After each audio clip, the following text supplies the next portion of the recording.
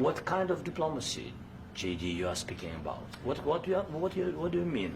I'm talking about the kind of diplomacy that's going to end the destruction of your country. Yes, but if you Mr. President, with respect, I think it's disrespectful for you to come into the Oval Office and try to litigate this in front of the American media. Right now, you guys are going around and forcing conscripts to the front lines because you have manpower problems. You should be thanking the President for trying to bring an end to this conflict. Have you ever been to Ukraine? Did you say what problems we have?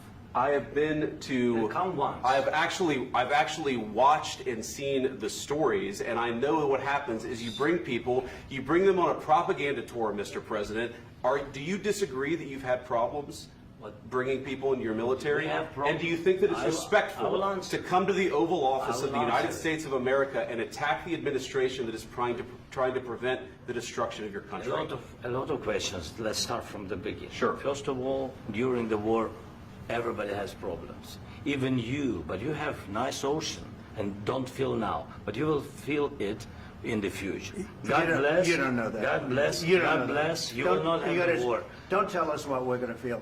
We're trying to solve a problem. Don't tell us what we're going to feel. I'm not telling you. Because you're in no position to dictate that. That's exactly what you're doing. You're in no position to dictate what we're going to feel.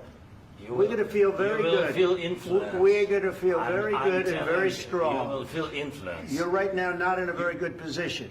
You've allowed yourself to be in a very bad position, and he happens to be right about it. From the very beginning of the war. You're not in a good position. You don't have the there. cards right now. With us, you start having Not playing cards. Right now, you don't. I'm very You're serious, playing cards. Mr. President. You're I'm playing very cards. serious. You're I'm gambling the with the president lives of anymore. millions of people. You think You're you- gambling with World War III. what you're You're speaking gambling about? with What you're World speaking War about? III. And what you're doing is very disrespectful to the country, this country. That's with back all to you. respect to your Far country. more than a lot of people said very they respect. should have. Have you said thank you once? This A lot entire of meeting? times. No, in this Even entire meeting, today. have you said thank Even you? today. You went to Pennsylvania and campaigned for the opposition in October. Offer some words of appreciation for the United States of you're America speaking about. and the president who's trying to save your country. Please, you think that if you will speak very loudly about the war, you He's can... not speaking loudly. He's not Yeah. speaking loudly. Your country's in big trouble. Can I Wait a answer? minute. No. Can You've I done a lot answer? of talking. Your country is in big trouble. I know. You're not I winning. know. You're not winning this.